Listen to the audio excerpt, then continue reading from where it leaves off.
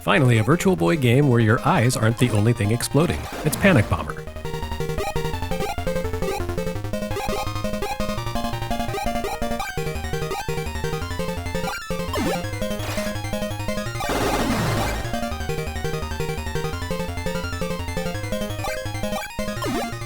One of the most fascinating things about Virtual Boy is that even though it was a massive commercial and critical failure, it was still a Nintendo platform. And that means it saw releases from quite a few longtime Nintendo third-party mainstays who hopped on board the platform just out of sheer inertia. They'd always supported Nintendo systems, so why not this one too? Naturally, Nintendo's oldest third-party pal put in an appearance too.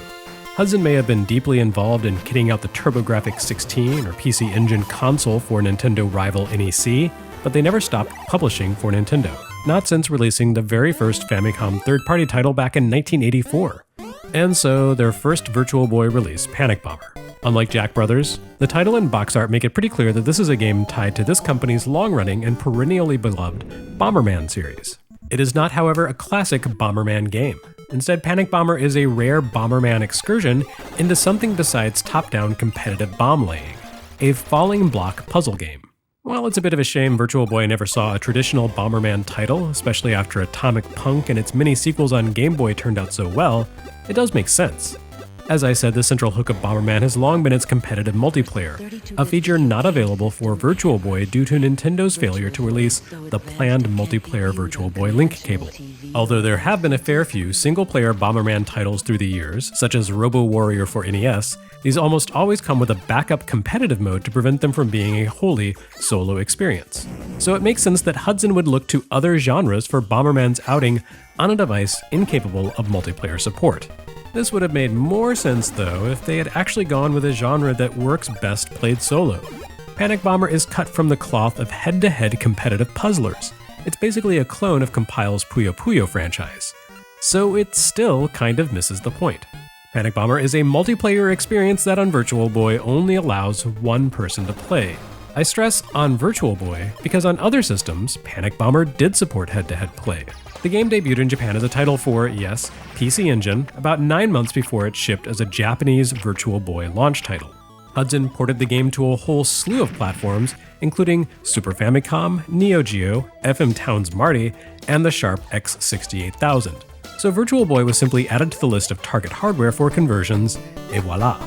In other words, Hudson couldn't be arsed to get together a proper, bespoke Bomberman game in time for Virtual Boy's launch, and just threw together a conversion of the latest one-size-fits-all spin-off they had in the works.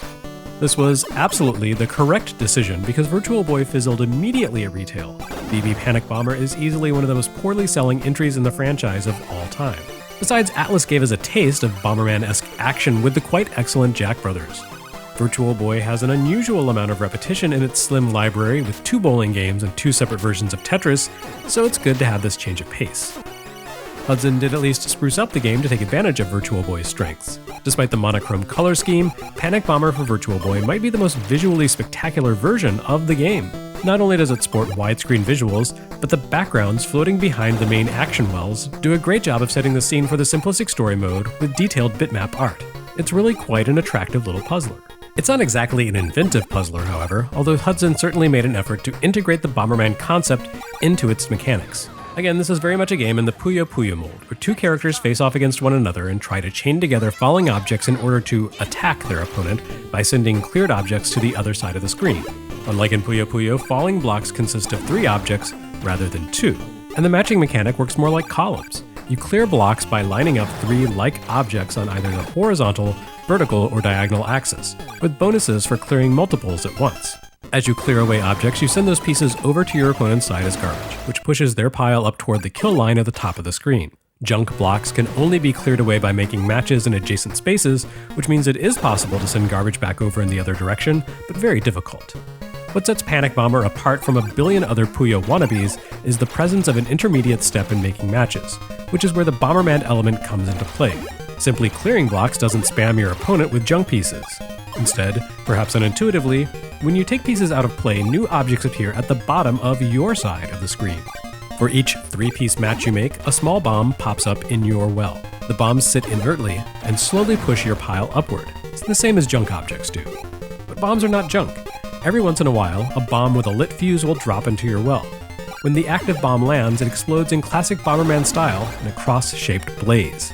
And just as in the standard Bomberman titles, if this detonation happens to encompass another bomb, it will create a chain reaction as the other bomb explodes in a cross pattern of its own, and so on and so forth. The more inert bombs you have on screen, the greater your potential for literal screen-clearing explosions that wipe out junk and bomb pieces and send them crashing to your rival's side. This works out to be a fairly interesting and potentially complex take on Puyo Puyo's chaining mechanic. While you can still set up chain reactions here that cause multiple lines of blocks to clear away once you make a critical match, you'll have your best success by angling for carefully placed bombs that link together and nuke a massive portion of your pile in one go. Inert bombs don't simply appear at the bottom through matchmaking, they also drop into the pile as standard falling blocks as well. Learning to place these is a critical skill, as the falling bombs allow you to detonate blocks throughout your well instead of only the ones lining up at the bottom. And just as in real Bomberman games, your bombs will become more powerful as you play through the course of a match. As your flame level increases, your detonations grow in size, making it easier to create chain combos. This causes each and every match to have a rising tempo, with the action becoming increasingly frantic the longer a match goes on. On top of that, each opponent receives a large Decker bomb that clears a massive chunk of their screen after a set amount of time, forcing you to scramble to avoid being inundated by their attack. Panic Bomber offers 4 difficulty levels from the very aptly named Very Easy to the absolutely infuriating Hard. There's a difficulty modifier in the form of Skull Mode, which, not unlike the similarly named bonus feature mode in the Halo games, causes weird and unpredictable effects to transpire throughout the course of the match. Skull effects can be either beneficial or detrimental, ranging from accelerated block speeds to total screen clearing explosions. Just in case you didn't think the AI cheated enough on Hard Mode as it is. No question about it though, Panic Bomber really suffers from being on Virtual Boy. The lack of a head-to-head 2-player option greatly diminishes its long-term play value. There are less than a dozen computer opponents here, and the replay appeal comes down to do the same thing but way harder. And as nice as the 3D graphical effects look, the monochrome graphics aren't entirely suited to a game that requires quick reactions based on being able to take in and process an entire field of play all at once. As we've seen with Game Boy matching puzzlers like Dr. Mario and Palamedes, monochrome doesn't really cut it for games about clearing colored blocks. Thankfully, Hudson had the kind-heartedness to include nearly half a dozen different tile sets. These include Bomberman side characters, icons like flames and balloons, and a group of Bombermen themselves. The most useful set, however, is the Geometric Object set, which consists of bold, high-contrast blocks with clear and distinct shapes. While they may not be as cute as a line of hamster blocks snoozing as you make matches around them, what these lack in personality they make up for with playability. The most notable thing about Panic Bomber, however, just might be that it's the one worthwhile Virtual Boy release that hasn't been trapped on a dead or disregarded platform.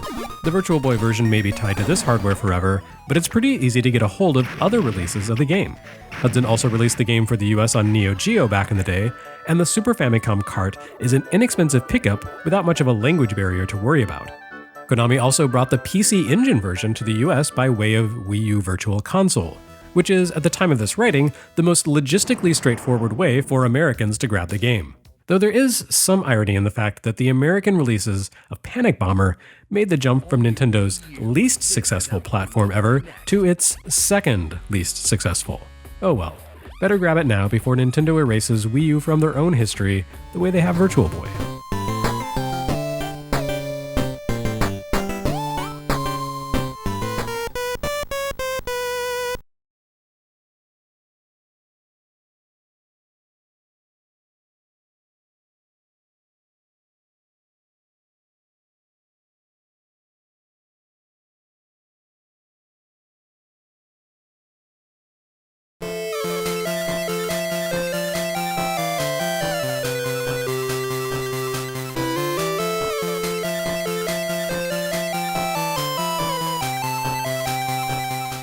Next time on Virtual Boy Works, Hudson actually bothers to create an all-new game for the system.